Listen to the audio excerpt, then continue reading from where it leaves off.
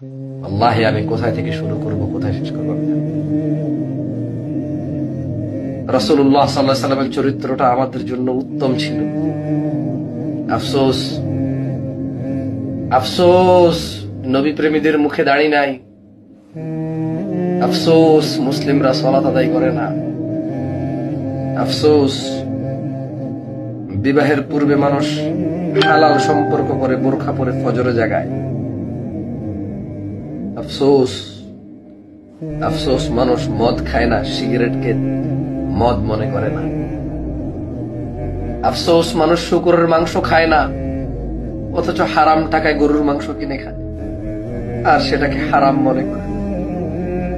আফসোস আফসোস মানুষ শুকরের মাংস খায় না, হারাম মনে করে, অথচ হারাম টাকায় উপার্জিত গরুর মাংস ভক্ষণ করে সেটাকে হারাম মনে করে না।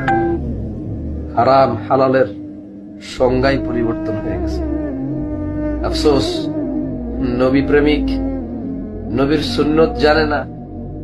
আফসোস আল্লাহকে ভালোবাসে, জান্নাত পেতে চায়, মানুষ কোরআনুল কারীমের তেলাওয়াত করে।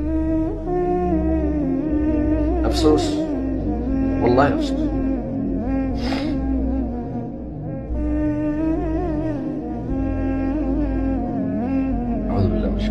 ওয়াল্লাহি আফসোস। ভালোবাসে আল্লাহকে আর আল্লাহকে ছেড়ে।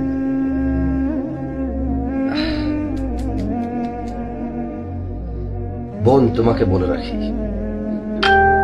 বিবাহের পূর্বে কারোর সাথে তুমি এমন ভাবে চলাফেরা করিও না যে সে তোমাকে আই লাভ ইউ বলবে আর তুমি বলবে যে না, আমি আল্লাহকে ভয় করি, আপনি আমাকে আই লাভ ইউ কেন বলছেন? সে যাতে এই সুযোগও না পায়। এবার বলো, তুমি কোথায় আছো? আর কি কোয়েশ্চেন করবা আমাকে তুমি বুঝার জন্য?